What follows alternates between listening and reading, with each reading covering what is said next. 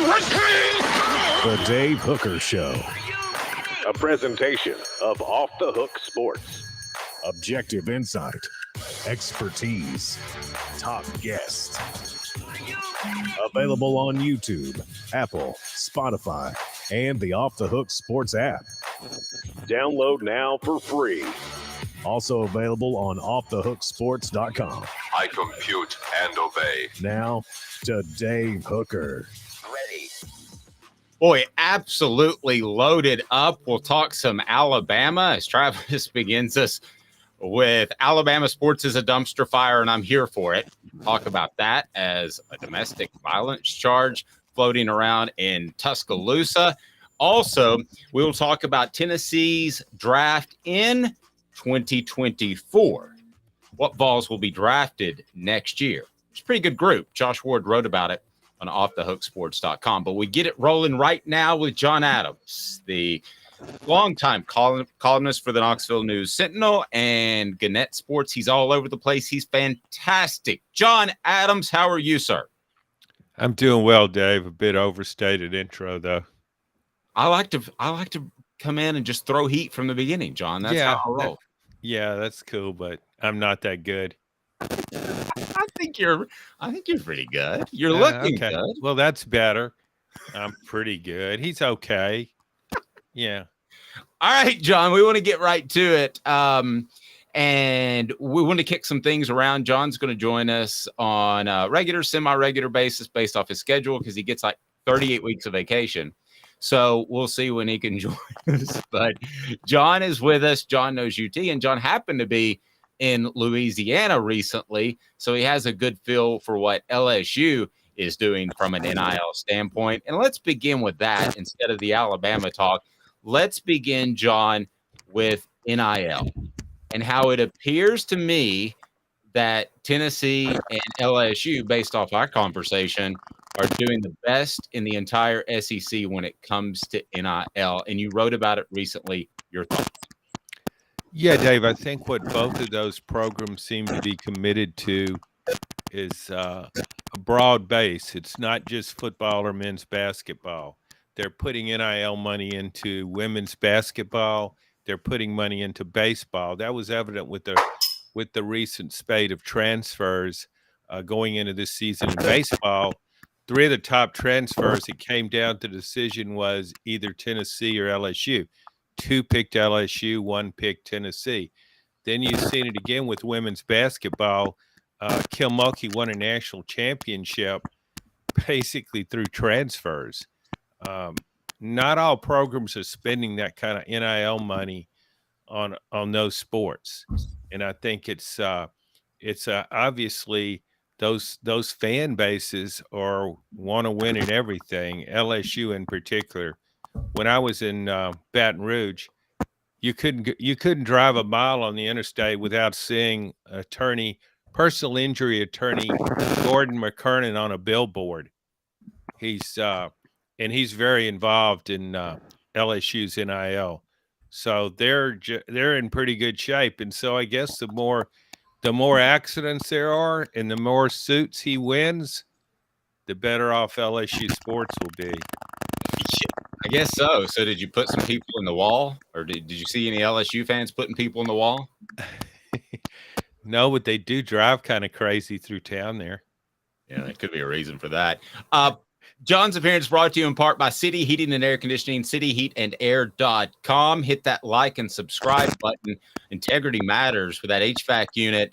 And you're going to have some people that are going to come out and say, hey, you've just got to replace it. Well, that's thousands of dollars. Maybe it just needs a part or some coolant. Integrity matters, 50 years in Knoxville. City Heating and Air Conditioning, cityheatandair.com. John, I see where you're coming from in terms of supporting the other sports. But as a businessman, you look at it and you say, it's pretty much football and men's basketball that are going to generate revenue. Why do you think it's important that Tennessee or LSU or whoever support secondary non-revenue sports?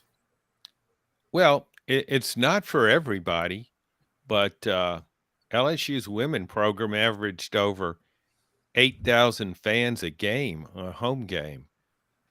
So Angel Reese, the star player on the championship team, first team All-American, made 1.3 million off NIL. So the fans are supporting this. Kim Mulkey's probably the biggest attraction in Baton Rouge right now. She had a press conference and told folks that they needed to build a new arena for basketball, either that or upgrade and renovate the PMAC, Pete Maravich Assembly Center. So she's got leverage, and people listen to what she says. So maybe LSU will have a better arena soon, at least a renovated one. But yeah, there's interest there. The same way LSU has long been a huge place for fan interest in baseball. And we're seeing that at Tennessee now. Tennessee has a history in women's basketball because of Pat Summitt.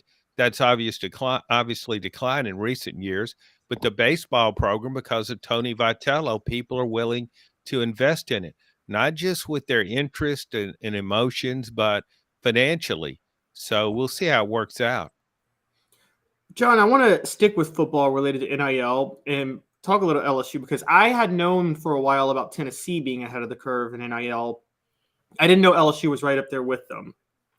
And Dave knows where I come from this. I felt like LSU was the easiest place to win at in college football. And now they have a coach who is actually a pretty smart game planner, something they haven't had in 20 years.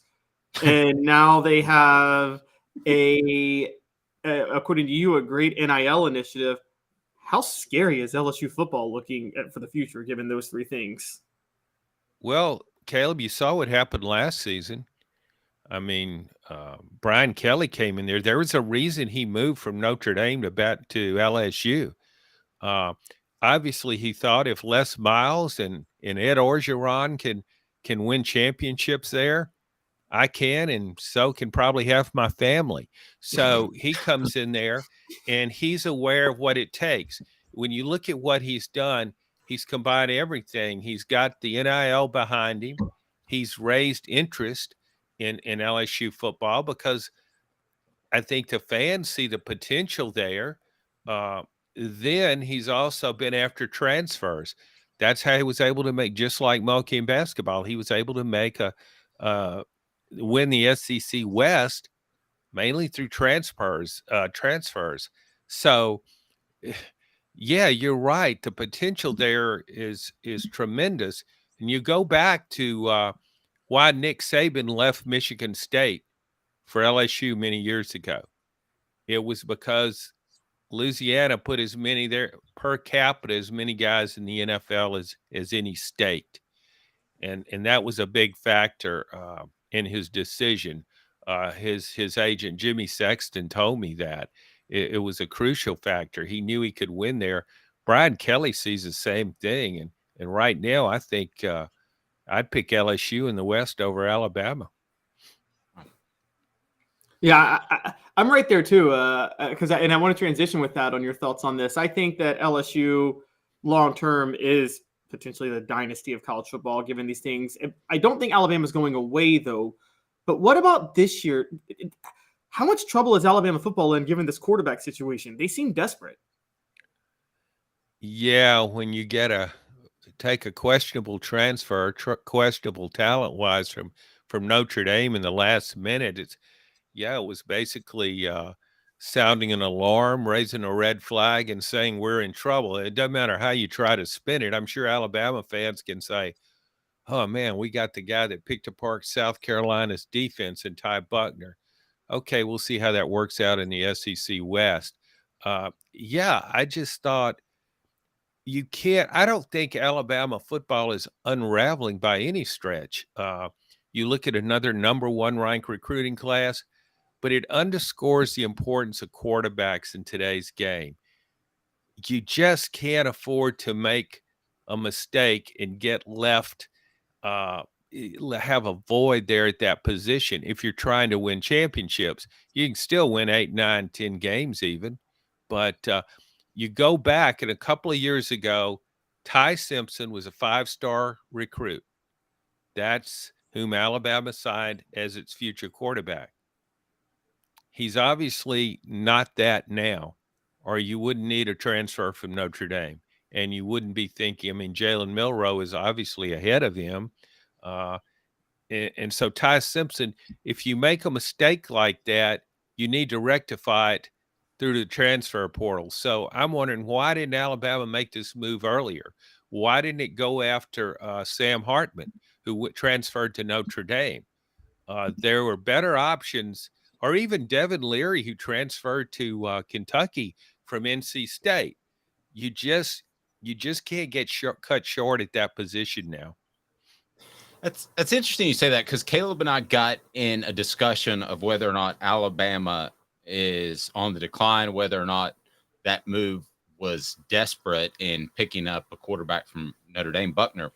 So it sounds like to me that you think that move was a little bit desperate, but that Alabama is not on the decline. I think they are on the decline just based off the team I watched last year. And I think if they don't have Bryce Young, there's one or two more losses on that record.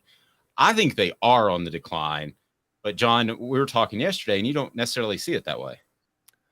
No, I agree with you. That didn't look like an Alabama team last season. It didn't look like a Nick Saban team. Too many mistakes. If not for Bryce Young, it loses 4 games. It had truly a great, one of their greatest Alabama's greatest quarterbacks ever. But those mistakes, the fumbles, the turnovers, the penalties, some really stupid penalties. Now, I look at Nick Saban's track record. Whenever he slipped, he's come back with a vengeance.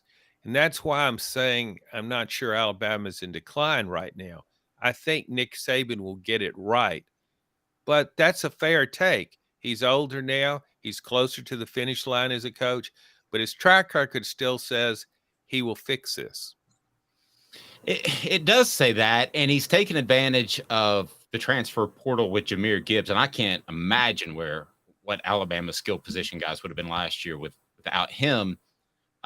John, and he is recruiting well, but to me, this is whether or not they're on the decline. There is just too much of a mountain to climb with NIL, his grasp of that, the transfer portal. And listen, I'm sure he's doing a great job, but we've already talked about Tennessee and LSU are probably doing the best 2 jobs in the SEC in NIL. To me, it just seems too mighty of a mountain to climb.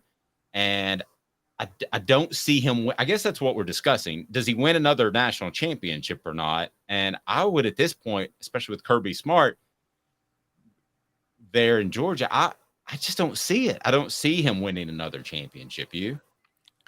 Well, I think you would have to say the odds are against it. But again, he just had Bryce Young as a quarterback. He's had a series of game-changing quarterbacks through the years. So Tua, for one, Mac Jones had a great year with Alabama. A lot of these programs, before you can count them out, you always have to factor in the possibility that they will sign a future first-round draft pick as a quarterback. And I think if Alabama does that, let's just go back and say, well, what if Ty Simpson would have been the real deal? It's too early maybe to count him out now, but he's not what those other quarterbacks that preceded him at Alabama have been. So if he'd been the real deal, if he'd have been even a Jalen Hurts who came in and started as a freshman, and Tua Tagovailoa who came in and won a national championship game as a freshman, if you get that kind of quarterback, everything changes. But when I look at Alabama right now, I don't just see the quarterback not being what you are accustomed to at Alabama, but also the receiving core. When we talk about last season's team, I mean, look back on all those drop passes. They drop way too many passes. Their receiving core is not what it used to be, and there's no Najee Harris running the ball and jumping over defenders. At all those positions, the skill positions, I don't see great playmakers at Alabama right now. John, speaking of NIL and talking about programs and the state of them and where they're going, it's crazy to say given what they've done to Tennessee over the past 20 years, 2-18, the past 20 years. But when we talk about programs on decline, how in danger is Florida of the bottom falling out of that football program? Yeah, that's a really good question. When you look back at what Florida's done, again, talking about track records, long term, Florida was great under Steve Spurrier, a dominant program. Probably would have won more than one national championship if not for the fact that Florida State in particular was at the top of its game during that period in the 90s. Urban Meyer, one of the great college coaches of all time, won 2 national titles. But go back and look at all of other Florida's coaches and what that program has done. It's not been Alabama-like. It was a program that years ago we always used to look at and say, boy, Florida has so much potential, great recruiting base, all this stuff. But that potential was never realized for so long. It couldn't even win an SEC championship. So I think there is concern there for Billy Napier in particular. Florida fans have kind of gotten spoiled offensively with Steve Spurrier and Urban Meyer. It's not the fact that Florida didn't just lose last season. It lost in boring fashion often, even with a spectacular quarterback. So I think you really have to wonder about that program right now. And for the 2024 recruiting class, it's interesting that South Carolina is ahead of Florida. Just kind of makes you wonder about NIL. It makes you wonder about how invested the fans are now. The Swamp isn't what it used to be. That used to be a tremendous home field advantage. I don't see it as such anymore. No, I agree. And for Billy Napier to be an offensive coordinator, quarterback coach, and in his background, to have Anthony Richardson say, man, I want to bolt, that tells me that he may be an offensive coach, but Anthony Richardson wasn't sold on him. That to me was a bit of an indictment for an offensive coach. Man, you see Joe Milton staying around at Tennessee to get some more coaching, and Anthony Richardson was on the first Greyhound out of Gainesville. Yeah, and you go back and look, Florida fans might not want to hear this, but the best coach that's hired, other than the 2 great ones, Urban Meyer and Steve Spurrier, was Dan Mullen. Yep. I mean, you look at what he did. I know he didn't recruit well enough, but I wonder with more help NIL-wise, if Florida would be better off sticking with him. We'll have to judge that in a few years with what Billy Napier does. But I think Billy Napier's really close to the proverbial hot seat right now. I think he's really close to the proverbial Ron Zook. Oh man! I mean, that's cold, Dave. Zook was a great recruiter. He was. So, but he's a bad coach. I got so sick of SEC media days when everybody came up. Billy Napier, he's detail oriented. What does that mean? That he keeps his fly up? I mean, he detail oriented. Nobody says he does anything great, John. What does he do great? He cleans out his closet well. You look at, I know that was stressed over and over and over, and that's kind of a play off Alabama and Nick Saban. Nick Saban is detail oriented. Yeah, but he also wins championships. I mean, it's good to be detail oriented, but you can't win on that alone. I keep a really nice schedule book here, but I mean, it's not going to write my columns for me. and he's also, Saban is one of the best defensive backs coach in the history of man. Yeah. So sorry, Caleb, go ahead and then we'll let you out of here, John. No, it's fine. Yes. So John, looking at Tennessee's future, because we agree they're in great shape with NIL. So, how much better shape could they be in with? Okay, Florida is falling off the map. We both agree. Nick Saban may not be there much longer, and Georgia. I know they just won 2 national titles, but I mean, it seems like every other day you're finding an incident in the program that we all know, having covered Tennessee, incidents like this can undo a program very, very, very fast. Yeah, they can. Also, sometimes it seems as though the teams with the most talent also have off the field issues. That was true with some of Tennessee's teams in the past. So I think catching Georgia is going to be a challenge because Kirby Smart's on the top of the mountain right now, and he's really good at motivating players. He's got to keep them out of jail, that's for sure. But he's got a lot of talent.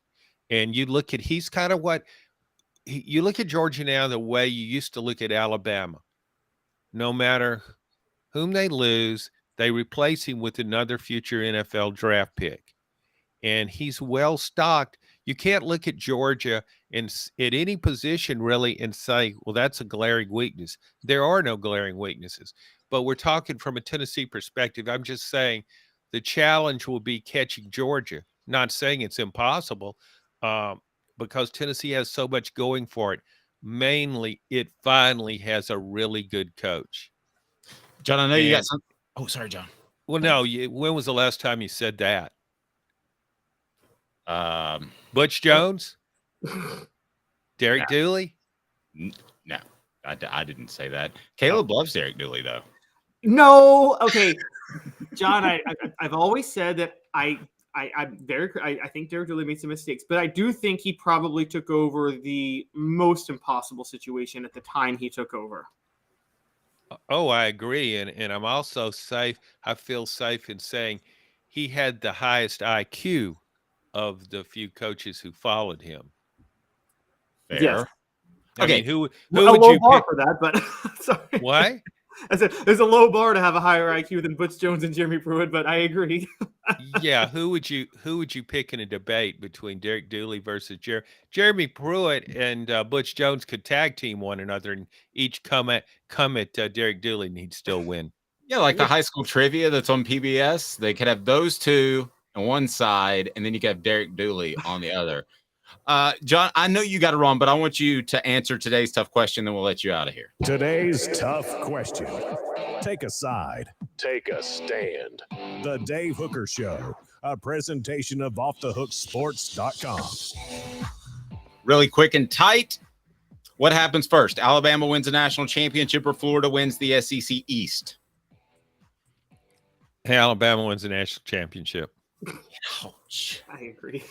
Yeah. I agree too. That wasn't maybe not as tough as I thought. Hey, Jeremy Pruitt could have answered that question.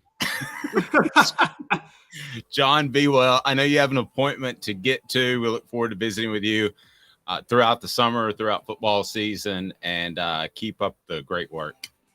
Thanks, guys.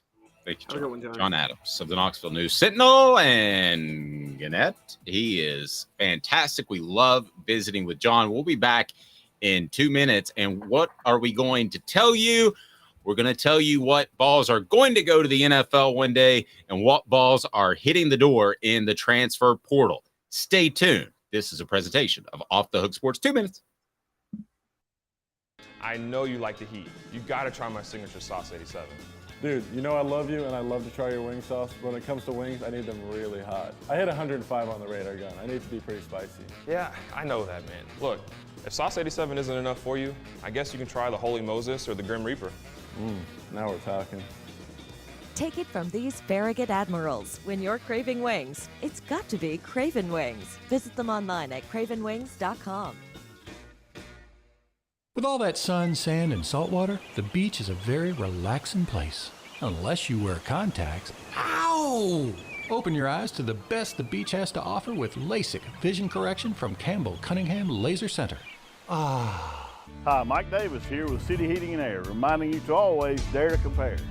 Our team provides quality local heating and air service, installation, and maintenance across East Tennessee. We use only the best equipment like American Standard heating and air conditioning for your residential, new construction, or commercial needs. Honesty, dependability, and customer satisfaction have been the cornerstones of our business since 1961. City Heat and Air. Dare to compare. Before Candace, I was really heavy into the drug culture. I was selling drugs. I was just constantly in pain. I was missing like a good support system in my life. Cadis has given me everything that I need in order to successfully have a wonderful recovery, in order to have a life that I didn't even know was possible before. And it's not just about me anymore, and I love that. I absolutely love it. You can take your life back. Call Cadis today.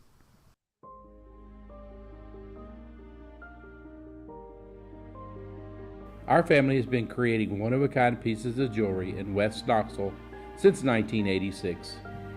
Each piece is a combination of unique processes that bring your idea to life. Every day in our shop, a truly special item with a story all its own is being manufactured in our facility, bringing the history and family sentiment into a whole new generation of life. We're grateful that you chose us to be Knoxville's best jeweler, a title that we value and respect. Because to me, being a jeweler and owning a jewelry store are not the same thing. I'm Rick Terry. I'm a jeweler, and we want to be your jeweler. Kingston Pike and Campbell Station Road in the heart of Farragut, and downtown on Gay Street right next to the Tennessee Theater. The Dave Hooker Show, a presentation of Off the Hook Sports, YouTube, Apple, Spotify, and the free Off the Hook Sports app. Back to Dave Hooker. Love visiting with John Adams. Will be a regular guest sooner rather than later. He's got some vacay to take. Caleb and John, I think we're going to burn all of Dave's sources and contacts by just angering them all by the end. Probably. Well, as long as you're fair, I find that those sources and contacts don't get upset with you. As long as you're fair, that's what I've found. And speaking of fair, a lot of people had an odd reaction on our YouTube page about, and I don't want to get too sidetracked, but Dabo Sweeney pulling some walk-on scholarships. We discussed that. Just to be real clear, every scholarship is year to year. It's a sign of poor program management, and it doesn't make him look good. So there have probably been cases where walk-ons have had scholarships pulled and it didn't get publicized. But Caleb, this got publicized. This is a bad look. I don't think there's any question about that. Yeah, part of college football and the scholarship honoring is, I guess you could say, it's the one version of capitalism in college football, which is to say that the market kind of dictates whether or not you can get away with this. And it hurts you in recruiting because you don't want to be the type of coach that consistently breaks promises to recruits and walk-ons. That's going to have an impact in recruiting. And so for Dabo Sweeney to do this is definitely a big deal. It's one thing to, Nick Saban used to oversign, but say what you want about oversigning. That's not breaking a promise. That's saying I'm offering a scholarship. You may not be good enough to play though initially. Just a heads up. And that's what that was. That's not the same as here's a scholarship. Oh, never mind. I'm taking it back. No, agreed. We're going to get to Anthony Richardson. Somebody already posted on the message board that Joe Milton will be next year's freak athlete quarterback. He walks in the NFL with the strongest arm day one. So we want to get to Joe Milton, but I want to talk about the other four that I think are the most prime suspects to be top NFL draft picks in a year. So we'll do that right now. It's 4 Downs, and it's brought to you by our friend Andy Mason at andymasonrealestate.com. 4 Downs. 4 questions. 4 answers. The Dave Hooker Show. 4 Downs. A presentation of offthehooksports.com. So if you haven't had an opportunity to check out Josh Ward's column, I would highly suggest you do so. So he talks about the 5 prospects, NFL prospects on Tennessee's team that could be in the draft next year. So number 1 that everybody wants to talk about is Joe Milton. And we're going to get to that because I think that Joe Milton has an opportunity to do an Anthony Richardson, and that is blow people away. But we'll get to that. First, I want to talk about the other 4. First down, defensive lineman Omari Thomas is 6'4", 320 pounds. I think that Omari Thomas has an NFL future, so I'm going to put the onus on you. And this is going to be hard, Caleb. You give me the over-under of where Omari Thomas is drafted. So you can say middle of the second round, middle of the third round, middle of the fourth. You can say first round, whichever you would prefer. And then I'll take the over under. And it's brought to you by AndyMasonRealEstate.com. Andy Mason has the best service, has the best prices in the biz. AndyMasonRealEstate.com. In his office, over 40 years of experience. AndyMasonRealEstate.com. Go there now. He's my realtor. He should be yours. Omari Thomas, you're the gambler. Set the over under for me, sir. All right, I'm setting it at the 5th round.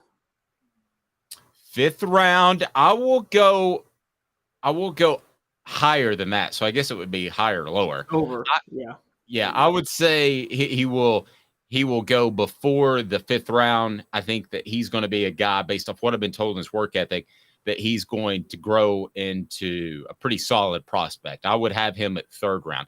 Brew McCoy. 2nd round. Okay, I'm going to say 1st round. And here's why. Yeah, here's why. Because I think he's more talented than Cedric Tillman and Jalen Hyatt. And they went in the 3rd round. So I think he's a late 1st rounder, maybe early 2nd rounder. But I'll go on record and say that I think Brew McCoy is that good. He will be a 1st round pick. And I also think that we jumped all over him, or the media did, not you and me, but the media jumped all over him about the transfer situation. In the end, when you look back at that, he's done everything right.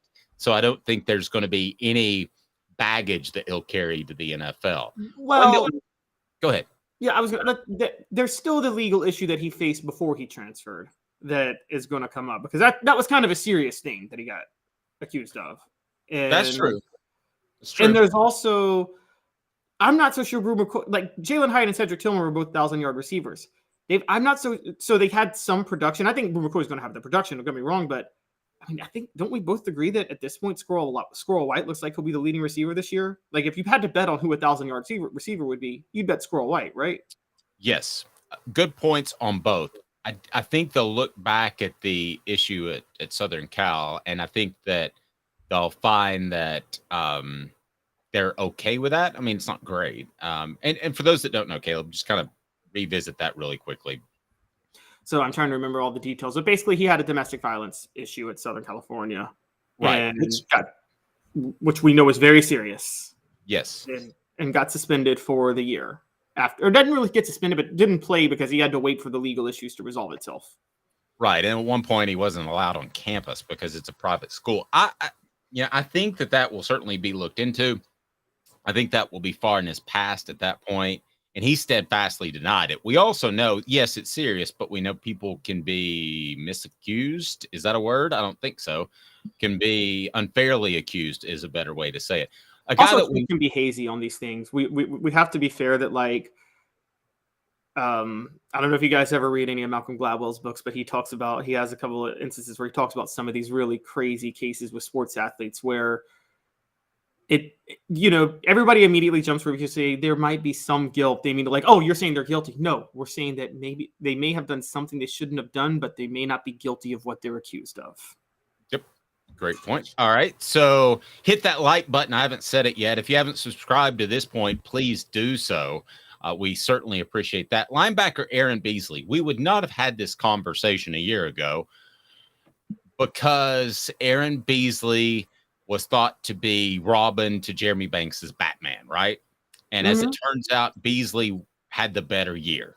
And he can make a big leap, as Josh Ward wrote in offthehooksports.com. I certainly believe he can, Caleb, but I question his pass coverage skills. You brought that up before. Where do you have him going in the draft? I have him way low. I'm sorry. I'm setting the over-under in the 7th round. So will he get drafted or not, basically? So Beasley was 3rd down. I'm going to agree with you on that. I'm going to say 6 or 7, somewhere in there. It's not the end of the world if you're a free agent. He needs to go to the right team. Everybody says that, but I mean that in particular is he doesn't need to be asked to do. He needs to be, I believe, in a 3-4 type of system where he's most oftentimes in the box. I don't think you want him in in pass coverage more than not. Okay, and we're talking about a system player who also has his own legal issues. Yes. So there's an issue there as well. I think the two legal issues, and I'm not just lumping them together, but I do think the two legal issues we talked about are going to be resolved and not looked over, but maybe a small factor. I don't think they're going to be a huge factor. And then other than Joe Milton, the most important player on this football team is Cooper Mays, who we'll visit with later today at center. He's incredibly important. He's smart. He should have been the All-SEC center at the end of last year. I believed he wasn't. He was preseason All-SEC center. I don't know what happens with that. But, man, I think that's a rock. I think Tennessee has a real challenge to face when Cooper Mays moves on to the NFL. Centers can be overvalued because not a lot of offensive linemen can use their hands. So where do you have Cooper Mays going for fourth down?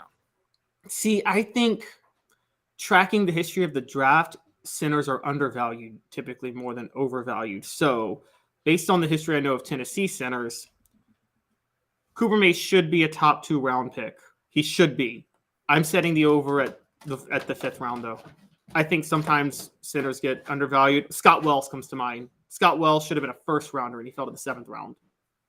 Wow, I didn't remember he fell that far. But what about you saw Bill Belichick take a center out of University of Tennessee Chattanooga last year in the 1st round? It was a shocking pick. Think that has any effect? Also Bill Belichick, the GM, is actually kind of being called into question right now. So, yeah, fair. And also, just remember this was a heavy offensive line draft this year, meaning next year they're going to be light on the offensive line. That's how that usually works. True. I think Cooper Mays goes no later than mid-3rd because he's able to snap. That's a big factor. I also know that he can long snap from talking to him. So that can help you out. That can take up an extra roster spot. So I'm going to say 2nd round for Cooper Mays. I think he will wow people at the combine with his interview skills. And I think he's turned himself into one heck of an athlete.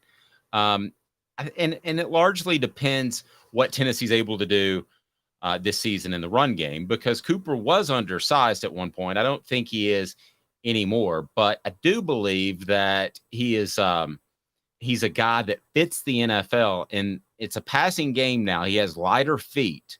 So I think that's the type of guys you want to go against lighter guys like Aaron Donald. He's talked about going against bigger guys, and he's fine with that. But the NFL is getting lighter and faster. So I think that he will be a good fit for the trend in the NFL currently, which is pass, pass, pass. Oh yeah, I'm sure he will. I'm sure, particularly with the level they get, the amount of shotgun they use now in the NFL, and the fact that he's playing in a system that almost never really lines up under center. I think that's going to prepare him well too. I mean, I think center is the one position where, and Tennessee doesn't play a spread, don't get me wrong, but center is the one position where playing in these college offenses actually can sometimes prepare you better for the NFL. Okay, so, and by the way, thank you, Smoky Mountain Red. Dave has refined those interview skills for Cooper. You'll be happy to know that Celebrate 98 will show off some interview skills. If they're any good, we'll find out. So, and that is coming maybe this week. So who else might be on the draft board? Who else do you look at and say on this roster, this Tennessee roster, they could sneak into the draft? So let's not forget about the other 2 edge rushers, Tyler Barron and Roman Harrison. Both of them, I think. I mean, you're talking Byron Young last year, top 3 rounds. You don't think Tyler Barron? I think Tyler Barron actually he's a more refined Byron Young. I don't think he has as much raw potential, but I think his production could actually surpass Byron Young if he plays as much. And so watch out for Tyler Barron and Roman Harrison on either side. Jalen McCullough, I fear, is going to be the Trayvon Flowers of this year. He's going to make so many sacrifices for weaknesses at cornerback that it's going to hurt his NFL draft stock, which is sad because I think he could be drafted otherwise. On the receiver end, I think Ramel Keaton is a senior. So I think along with Brew McCoy, Ramel Keaton might consider coming out. I think he has a COVID eligibility year left. But no, he doesn't actually. No, he does. He does because he redshirted 1 year. But either way, I think he might come out after this year. And then the two running backs, Jalen Wright, Jabari Small, one of them might make it into the pros. I don't know. I don't know if either of them gets drafted. Of all of those, I think Tyler Barron and Roman Harrison are the top two. Yes, and Keaton does have 1 year remaining. I think that he could be drafted. And I think it depends largely on what Jalen Hyatt and Cedric Tillman do in the NFL. I mean, if you see those guys and they're just products of what some people want to call a gimmicky system, which I don't believe, but that is out there, then maybe he's not a draftable player.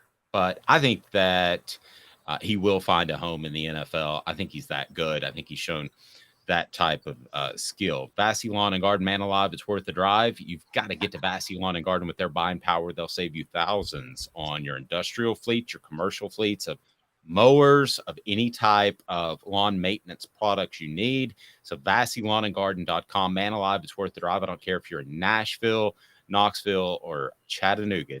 Get to Vassy Lawn and Garden, Vassy.com. Again, man alive, it's worth the drive.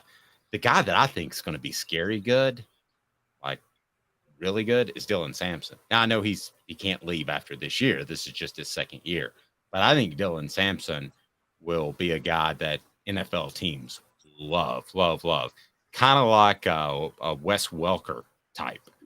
That's how I envision him in the comparison. Thoughts on that? I mean, I know that's I saw Alvin Kamara still more than Wes Welker. Do you? I don't see this. I don't see the power. You may be right because I know he's put on weight, but he may well be that type of player. But I want to see a little bit more power. I thought Kamara was really powerful for his size. Well, that didn't show as much in college, though. It showed when he got to New Orleans, I felt like. But you have to remember how Sean Payton schemed. Before Alvin Kamara, there was Darren Sproles. Before Darren Sproles, there was Reggie Bush, which was he always had those all-purpose backs. Was when the Saints were at their best, and you often saw them one-on-one with receivers. I mean, not receivers, excuse me, with defensive backs. And I feel like at that point, yes, the power kind of can show a little bit more than a north-south runner who is running into linebackers every time. Yep, absolutely. And I want to talk about, to change pace a little bit, those are Vols that Tennessee is going to lose after this year. And curious what you think about what the Vols lost this week. Vols lost 2 players to the transfer portal. I don't see either being a major hit. And I do want to get to that in a bit. But first, let's break down Joe Milton. I wrote on offthehooksports.com, Joe Milton can be Anthony Richardson of this upcoming year. He is bigger. He's an inch bigger, 10 pounds. He's an inch taller, 10 pounds heavier. He can be the Anthony Richardson of next year if he has a good season. There's no question in my mind.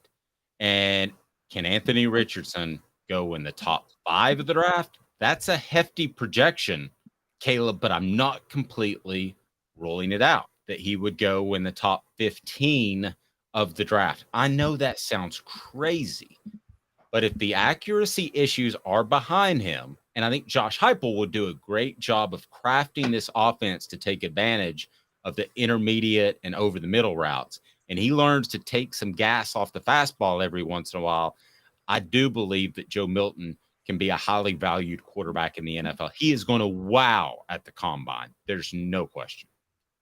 Oh, yes, definitely. The problem is going to be that, and this is a big deal, Anthony Richardson seems like he's going to start right out of the gate for Indianapolis. And I don't really believe – I have high regard for his character and his work ethic. I just don't believe he's good enough. And so I think Anthony Richardson, you're going to see just an awful year for him this year. It's just going to be a brutal year.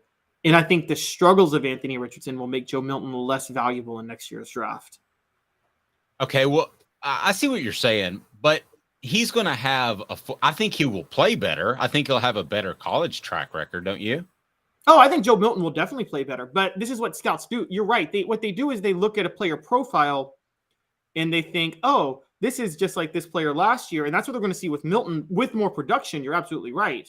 Because look, Joe Milton is probably going to complete more than 60% of his passes this year. I actually think that. I think that, but I still think people are going to be reminded of Anthony Richardson. A perfect example, Josh Dodds was drafted in the 4th round in 2017, I think. I didn't think he was a top 4 round pick. I thought he was a 6 or 7 round quarterback. I don't think you take him in the top 4. He went, or in the top 4 rounds. He was in the top 4 rounds because of the success Dak Prescott had the year before in Dallas. Yep, absolutely. So Mr. Jones has Milton winning the Heisman. Unfortunately, that can't happen because he won't have the preseason hype, and Heisman voters, not me, but a lot of Heisman voters get caught up in that. So I don't think you can win it. I don't think Hendon Hooker almost was a finalist, but I don't think he could have won it without the preseason hype. But if Milton is, let's say Hendon Hooker was an A+ last year. Okay, Caleb. If Milton is an A+, Milton, I'm sorry, is a B+, how good is Tennessee this year? Oh, we lost your microphone there. Let's bring your mic back. Yep. If with Joe Milton, if he plays a B+ year, I think that Tennessee wins a minimum of 10 games. And looking at their schedule, 11 wouldn't surprise me. And I think they'll be in the running once again for the college football layoff. Okay, sorry about that. I had a laptop issue. I agree. I think I see 11 wins this year with Milton if he's a B+ quarterback. I think Tennessee is going to be better in a lot of other places, funny enough. Except for defensive back, they might actually be worse. So just watch out for that. Yeah, it's hard to imagine him playing anywhere nearly as well as Hendon Hooker, right? Or does this offense take another step with another year under their belt? I think Joe Milton is going to be okay, I'm just going to say this. What Mel Kiper is worried about with Hendon Hooker is going to apply to Joe Milton, which is that he's going to be deceptively good in this system. He was deceptively good in the Orange Bowl. When I say deceptively good, not as good as he looks. He looked really good in the Orange Bowl because of those underneath routes, and he was the MVP. He missed on Tennessee failed to score on a lot of drives in that Orange Bowl. People keep forgetting that. Joe Milton, by nature of Heupel's system and by what he can do, is going to put up a lot of points this year and look like a B+ quarterback, like you said. So people are going to be reminded of Hendon Hooker, but he's not, and that actually will help his draft stock next year. But he's not going to be Hendon Hooker. You're right. He's more like Anthony Richardson. So the question becomes, do NFL scouts see Hendon Hooker because Joe Milton continued the success of the offense, or do they see Anthony Richardson because of his measurables? Yeah, and this too, what is this worth? What is Hendon Hooker being an absolutely great individual worth? Like an elite individual. That's not to say Joe Milton's not a good guy. I don't mean that at all. But Hendon Hooker's leadership had to be worth a half round in the NFL at least, I would think. Yeah, it definitely did. I think that, but his leadership had to be worth half round, but his injury may have been knocked him back a half round. And so if Joe Milton doesn't get hurt and he's able to blow people away at the combine and he's got those leadership skills, look, gun to my head, Joe Milton gets drafted higher than Hendon Hooker next year. Joe Milton goes higher, but Hendon Hooker has a better NFL career. Elias said, what's the baseline expectation for a truly accurate quarterback in this offense in terms of completion percentage? Well, that's tough because I don't think just looking at completion percentage because of the way they get people open is an accurate way to look at accuracy. Yeah, that's a weird way to say that term. Caleb, I just don't I don't think that number alone defines anything in this offense. You? No, and the NFL, even the NFL total QBR barely looks at completion percentage anymore. I mean, effective completion percentage, effective yards per attempt, your completion percentage on yards, on how many yards you throw through the air. There's so many other things that matter now more than just completion percentage. And I mean, I will say a truly accurate quarterback, like if we're talking like accurate, I mean, you're expecting, I would say it's fair to expect 70, 75% because of how wide open receivers get down the field. I mean, even Hendon Hooker, look, he's got a beautiful deep ball. It's not the most accurate deep ball. He still misses like 2 or 3 times a game. I mean, there were about 2 or 3 times a game where Hendon Hooker missed on a clear shot for a touchdown last year. And we consider him to be deep ball accuracy. Let me tell you, I think you'll be surprised who's number 2 in completion percentage, who was number 2 last year. It's Hendon Hooker number 1. The next guy I'm going to tell you about, I think Joe Milton can be every bit as good as. If you've got a pet who suffers from digestive issues or suffers from arthritis issues or maybe even anxiety, you got to go to crafttreats.com. Go to crafttreats.com, use the promo code Off the Hook. That's Off the Hook. Get 20% off. 20% off with the promo code Off the Hook. Craft Treats with their chill pills has CBD that will help your pet. They also have non-CBD treats as well. They're phenomenal. Crafttreats.com. Use the promo code Off the Hook for 20% off. Who do you think was second last year in the SEC in completion percentage? I'm going to venture a guess that it was KJ Jefferson. KJ Jefferson was 4th with 68%. For the record, Hendon Hooker led the SEC 69.6. I'll give you another guess. Stetson Bennett? Stetson Bennett was number 3. Who's number with 68.3%. Don't look it up. No Googling. I'm not looking. Obviously, my hands are right here. I'm not Googling. Yeah, hands up. No Googling. All right. Who you got? Okay. I missed on KJ Jefferson. You're like a football savant. I can't believe you don't have this. Please don't tell me it's Jaden Daniels. It's Jaden Daniels. What? And y'all say I am the one high on LSU. Yeah, 68.6%. Are you telling me that Joe Milton can't be as good or better than Jaden Daniels? I mean, after watching what Tennessee did to LSU last year, I think he absolutely could. And look, I actually am pretty high on LSU, as you guys know, but I think Joe Milton can definitely be better than Jaden Daniels. But I don't really believe in either for the draft. I mean, I'm going to say it out front. I think Joe Milton is going to improve his draft stock a lot this year, and I'm rooting for him because of his character. I don't think he has much of a shot as a long-term NFL quarterback, though. I don't think the skill set's ever going to be there. Such a crapshoot. It depends where he goes. Does he get a Brian Daboll, who's a great quarterbacks coach? And I don't know, but ultimately, if he's anywhere close to his potential, he's going to be pretty good. And let's not forget they're drafted on potential a lot of the time. You have the potential for better vision at Campbell Cunningham, Taylor, and Hahn. Campbell Cunningham, Taylor, and Hahn has LASIK. They have the cataract surgery, and they also have just your regular vision center. That's where you need to go. Campbell, Cunningham, Taylor, and Hahn. Just Google them, look it up. Look at me, not wearing contacts. I can see close, I can see far. It is phenomenal. No contacts, no glasses. Mr. Jones said Joe Milton is going to put it all together this year under Heupel in year 3, developing. That's the other thing. If you look at Hendon Hooker, year number 2, we questioned his accuracy. We didn't question it by the end of the year, Caleb. No, but the thing I questioned less under Hendon Hooker was his pocket awareness developed so much from year 1 to year 2 under Heupel. We still saw the accuracy issues with Joe Milton last year under Heupel. Like, the concerns were still there. But last year, they took their foot off the throttle in the final game against Vanderbilt, the final regular season Vanderbilt. That made me think that they didn't have faith in him as a passer. But I talked to Cooper and Jacob about how difficult the playing conditions were, and that didn't really translate on TV. So I think that's why they took their foot off the pedal. But again, I think this offense is going to look different. I think it's going to be I'm not going to say ball control, but a little bit more ball control because it plays to Joe Milton's strengths. Listen, I think he throws darts on slants. Everybody brought up on our YouTube page the Casey Clausen 4th down pass against Alabama.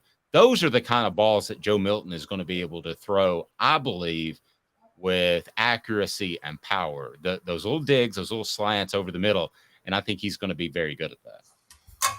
I mean, I agree with you on that, and that's going to be a big thing for Joe Milton is that he can throw those passes over the middle, and that he's not going to be as, even though he can, which is kind of ironic when you think about it, because he's got a bigger arm than Hendon, but we still trust Hendon more with the deep ball because he's accurate. For the record, guys, again, that Casey Clausen pass, we could have completed that. Joe Kynes had the worst defense in the history of mankind called for that play. And a little strong. It's a little strong. I thought it was pretty impressive. That was a good ball. It was the worst. He called a 3-3. He has this 3. Remember the 3-3-5 base defense Joe Kynes had back in the day at Alabama? And he did a standard 3-man rush with 2 linebackers and spy, because I'm so worried Casey Clausen might run for a first down with 19 yards to go. I'm sorry. That was almost as bad as worst defensive call ever. Bob Shoop, 2015, 4th and 15 against Florida, and Will Greer completes the pass to Antonio Callaway. Bob Shoop's got 2 linebackers and spy. Hey, defensive coordinators, if it's 4th and 15, you don't need a spy. Fair. Be back with you in 2 minutes, and Tennessee loses a couple of players to the transfer portal. And Alabama, what's going on down there? There seems to be an issue with a coach, and it's serious. Stay tuned. 2 minutes. To own the more that owns every job, then get to Vassy Lawn and Garden in Cleveland and get you a Toro. I'm David Vassy, here to talk to you about Toro. With a Toro Zero Turn, you'll get more out of every minute and you'll reach the finish line faster. At Vassy's, we like to say, no matter if you're mowing 3 acres a week or 11 lawns a day, homeowners and business owners alike find confidence in equipment they can trust from top to bottom. Vassy Lawn and Garden, Highway 60 North in Cleveland. Man alive, it's worth the drive. Hi, Mike Davis here with City Heating and Air, reminding you to always dare to compare. Our team provides quality local heating and air service, installation, and maintenance across East Tennessee. We use only the best equipment like American Standard heating and air conditioning for your residential, new construction, or commercial needs. Honesty, dependability, and customer satisfaction have been the cornerstones of our business since 1961. City Heat and Air. Dare to compare.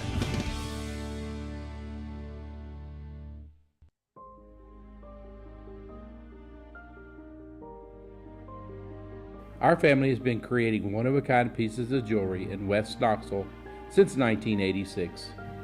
Each piece is a combination of unique processes that bring your idea to life.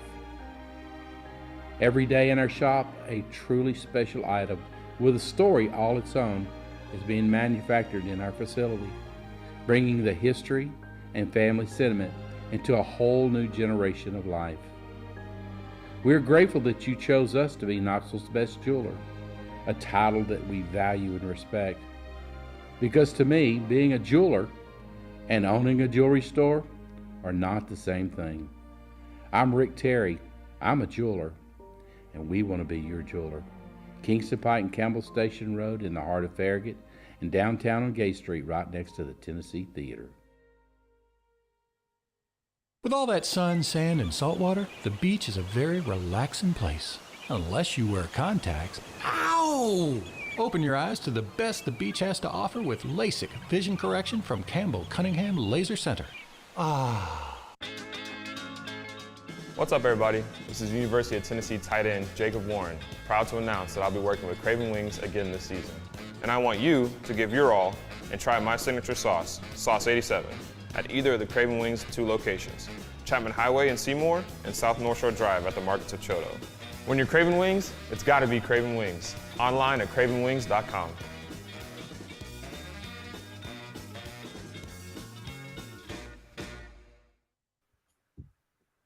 You're listening to The Dave Hooker Show, a presentation of OffTheHookSports.com. The internet is full of pictures of each and every one of you. Available on YouTube, Apple, Spotify, and the Off the Hook Sports app. Download now for free. Is there nothing you people can't do? Also available on OffTheHookSports.com. On the message board, we had someone ask, is Milton better than T. Martin? Travis says, I say yes. Got that discussion. Mr. Jones saying hopefully Milton is T. Martin and Hooker was Peyton and we win the Natty this year. Okay, guys, no, Joe Milton is not better than T. Martin. You have to go back and look at the time period T. Martin played in where defenses were allowed to do a lot more. And T. Martin didn't play in this cutting edge of an offense. And he completed 57% of his passes, had 19 touchdowns, 6 interceptions that year. In 98, he won it. And then in 99, the thing with T. Martin was there was a noticeable drop-off in how he played in 99. And guys, you have to be fair to T. Martin there, though. He had Randy Sanders as his offensive coordinator that next year. Randy Sanders is the most notorious non-developer of quarterbacks Tennessee ever had as an offensive coordinator. I mean, Casey Clausen looked worse his senior year than he did his sophomore year under Randy Sanders. Well, that's true, but let's hash this for a second. There are similarities. They both I remember showing up to campus way back in 1996 to cover practice, and I saw this ball fly through the air, and I thought to myself, well, that has to be Peyton Manning. I guess it was 97. I said, well, that has to be Peyton Manning because that's one of the most beautiful passes I've ever thrown. I was walking around a corner, and then I looked back to see who threw it, and it was T. Martin.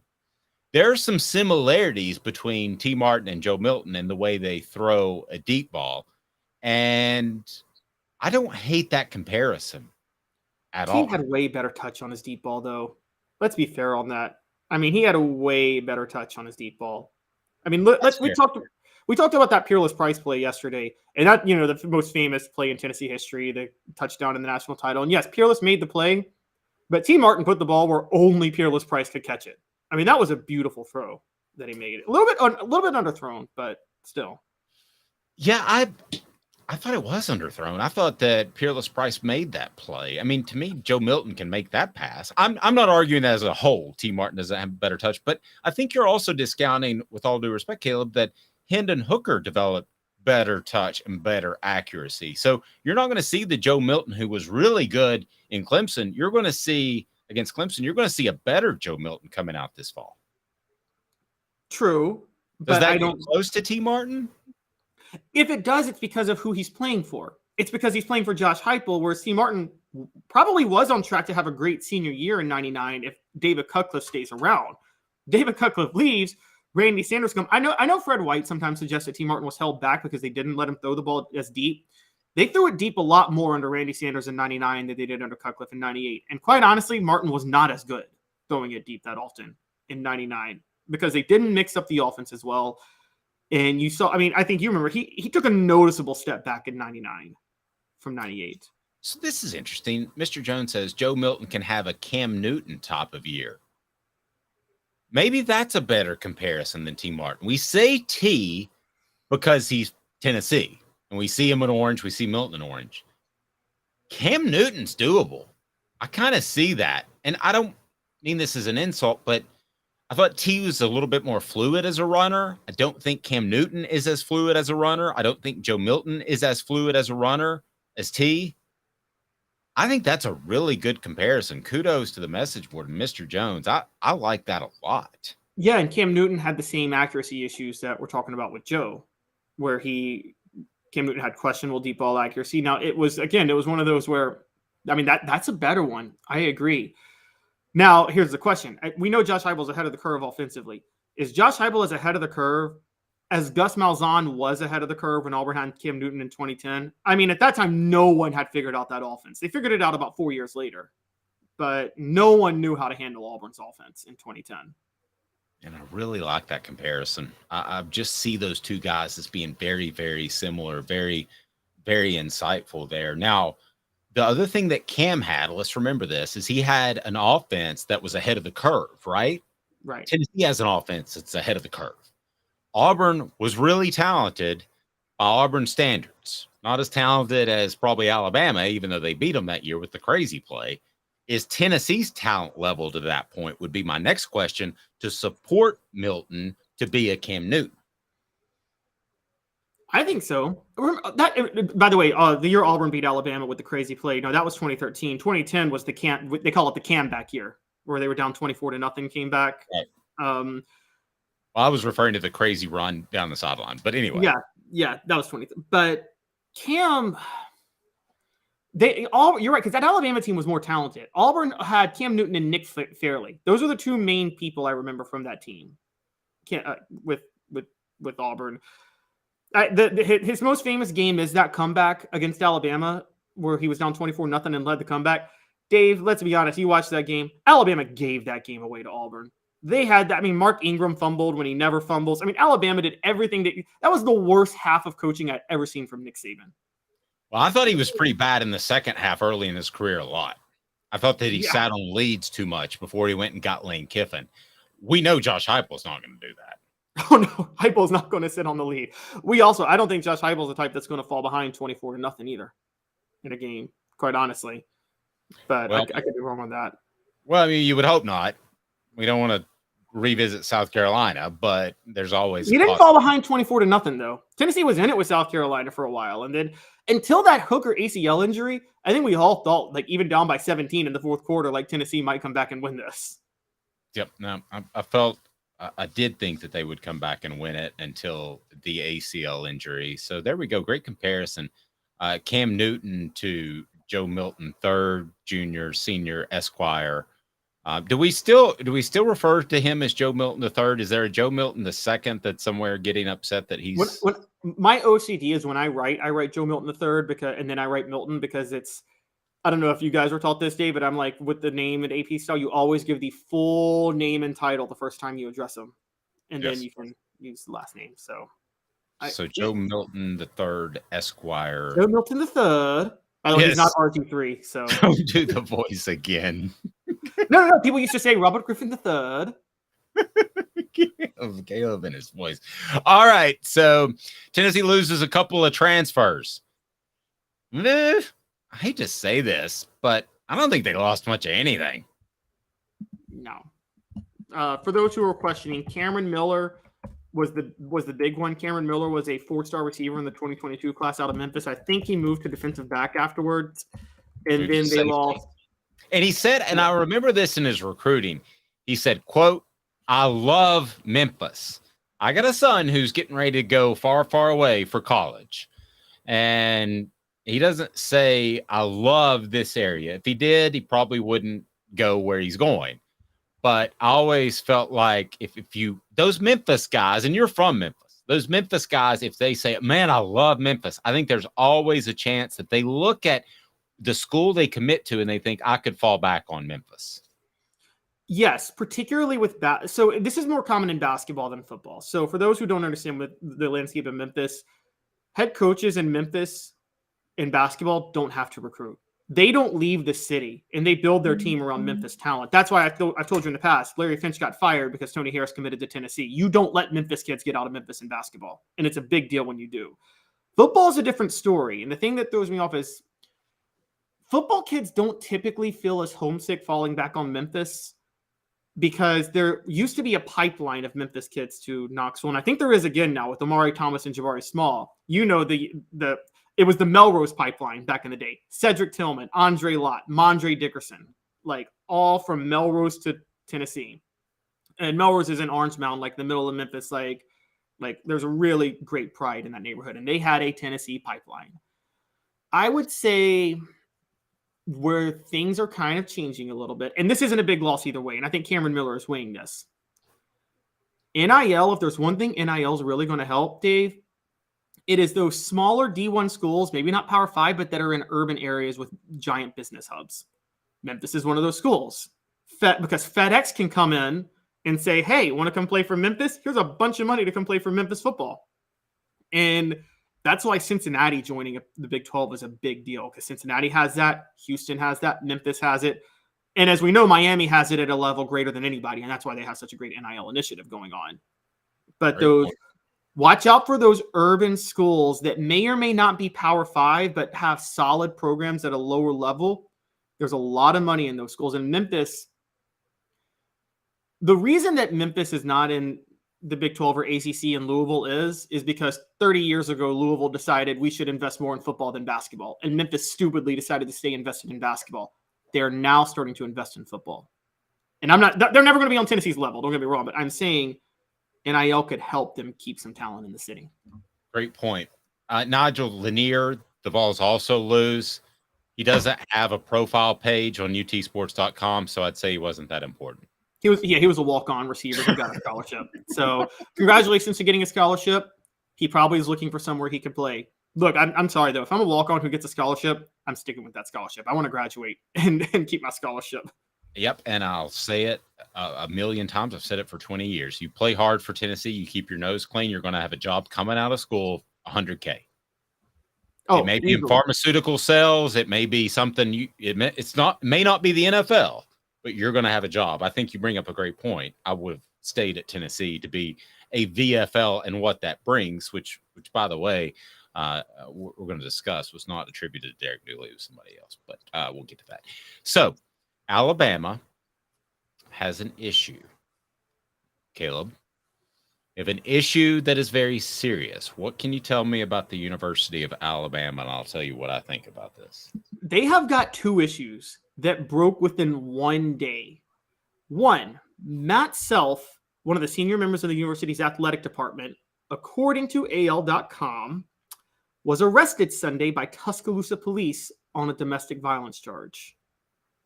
The same day that happens, according to ESPN, now this is the wildest story I've ever read. Ohio, sports gambling is legal in Ohio. They have halted betting on Alabama baseball games after suspicious activity. No idea what those is.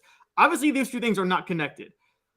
But something, when you take those two things and have it follow the Brandon Miller incident, something's going on with Alabama athletics, guys. There's no way around it. Let me tell you what I know from talking to bookmakers and those guys. This gambling issue seems small because it's just baseball, right? But the way that they determine exactly these steps as far as not taking bets is when a lot of money comes in on one side. And if there is any sort of gambling issue, they will make someone an example and a scapegoat. And this is going to happen at some point. Somebody's going to have an app on their phone. We're talking about 18, 19-year-old kids. And if you're sharing information or anything, at some point they're going to make an example of somebody. I don't know who that is. Could be anybody from Washington to Miami. I don't know. But it's going to happen. And I would be most concerned about that between the two issues, because if the baseball players know the football players know the basketball players, they a lot of times hang out. That could be a monster issue, Caleb. Yes, and this goes a little deeper. Guys, the first scapegoat of betting on NFL once all this legalized gambling happened was Calvin Ridley, was it not? Yep. Yes. And where's he from? Alabama. Oh. 5 players now just recently got suspended in the NFL again for betting. One of them was Jamison Williams. Where's he from? Alabama. Guys, there is a here's the real question. Is there a gambling problem happening with Alabama athletics? I mean, I'm not naming any names. I'm not trying to be... This isn't defamation because I'm not specifying anything, but I'm looking at the evidence. There's been a lot of incidents related to Alabama and people from Alabama with suspicious betting activity happening in the past 2 years. That would worry me more than just about anything else. You can pay players now. I mean, this is the new paying players, guys, moving forward. This is all alleged. We're not making any jumps to conclusion. But this is the new paying players. This is what can get you the death penalty. I'm not saying Alabama is going to get the death penalty. Okay, so don't even post that on the YouTube message board. Or do, because it showed you watched it. But at the end of the day, man, if this is the same thing as paying players, that who got in trouble for paying players out of Memphis?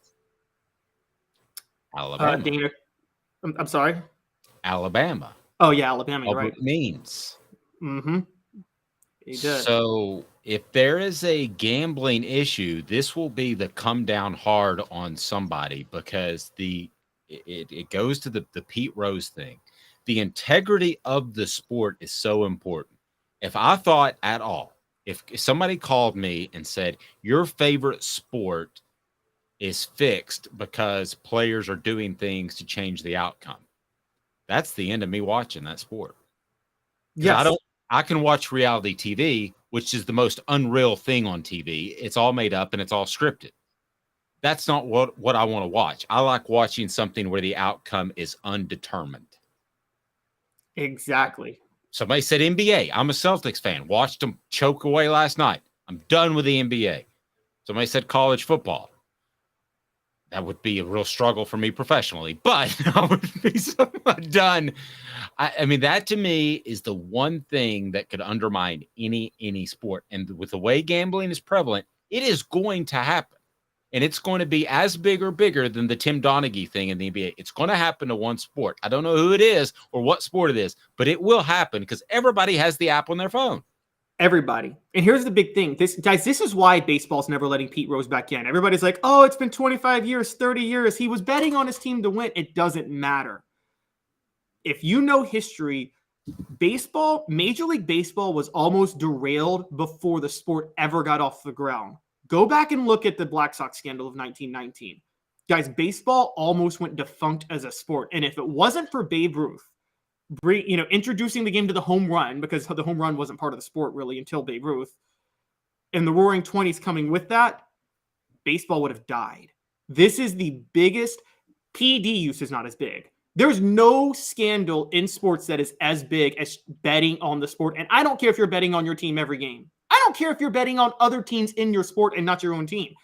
You compromise everything. And for the record, even if you're betting on your team to win every day, you're still skewing the odds for the bookmakers, because if you're doing that, they're like, why are you not betting on the day you don't bet on your team? They're going to be like, why are you not betting on your team? And so I've been one of the most pro legalized sports gambling people out there. I'm hardcore in favor of it. I am also hardcore in favor of not necessarily programs, but the sports, not the literal death penalty, but the sports death penalty for anybody that bets on the sport they play. That is the most compromising thing you can do. And unless it's professional wrestling, which acknowledges it's fake, it is a serious issue. And by the way, I think this is something where Congress should step in. Congress should step in and say, if you bet on the sports you play, that's a federal crime. And you are facing federal prison at that point. Bottom line is, Caleb, if they find someone doing this, they're going to hammer them. They're going to absolutely hammer them. Forget academic scandals. And you're right. PED didn't influence the outcome of games. It influenced the records. But it is something that listen, you got 18-year-old kids, Caleb, who suddenly have some NIL money. So it doesn't seem like that big of a deal. And I mentioned my son a lot. My son has a friend who has the app on his phone. He's 18 years old, and he loves to gamble and loses because everybody loses because it's gambling. And they build the big buildings and casinos in Las Vegas because of that. Gambling is more prevalent than I think you think, especially with young people. And suddenly these guys have a little bit of money in their pocket. So what's the big deal? I've still got a couple of $1,000s in my bank from my NIL deal. Why don't I drop $100 on the NFL? Because I've always been a Rams fan, and they're favored by 7, and I think they'll cover. And what does it matter? I'm only betting $100, right? No big deal. That is a huge deal. It's a gigantic deal. And I'll tell you why, because once you get in with those bookies, they're going to start to twist your arm if you're providing information. And it's just a slippery slope. And it being legalized basically just opens up the floodgates. Ask the NBA. Forget the Tim Donaghy scandal, which is bad enough, because I actually firmly believe that Game 6 Sacramento Lakers game, the Game 6 of the Western Conference Finals in 2002, I firmly believe that game was fixed. And yeah, because we all knew that the NBA Finals wasn't a finals, because the winner of that series was going to sweep the Nets. So they needed 7 games of the Western Conference Finals to get their money. I firmly believe that. Ask the NBA how serious this is. When they were having to investigate Michael Jordan for gambling back in 1993, look, I'm going to say it. I think he was in a forced sabbatical, because can you imagine what Michael Jordan getting banned from the NBA for gambling would have done to the sport? Would have wrecked the sport. Never would have come back from that. I still believe he was suspended quietly for 2 years, and that's why he played baseball. Oh, I do too.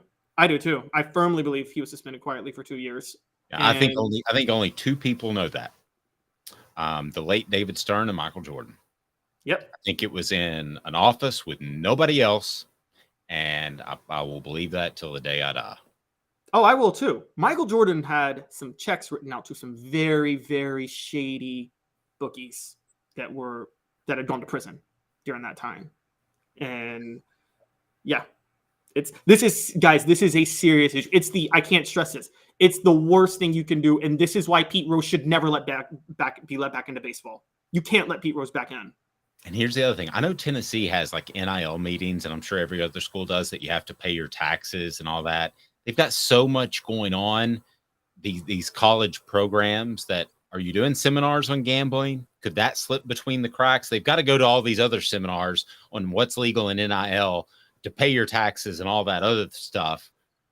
At what point does one thing slip between the cracks? And this could be the biggest one. So keep an eye. Athletic directors, listen to Dave and I. Listen, if you want your program to stay safe, you need to get on top of this. They do. He's Caleb Calhoun. I'm Dave Hooker, and he's Batman. That makes me Robin. I love the shirt. Have a fantastic day, everyone. We got the app. We got the YouTube. Click like one more time. I appreciate that. If you haven't subscribed yet, please do so. Weekdays, 10 a.m., but you can listen anytime. And if you subscribe, turn those notifications on. We've got the app. We'll be with you. Have a fantastic day, everyone. This is a presentation of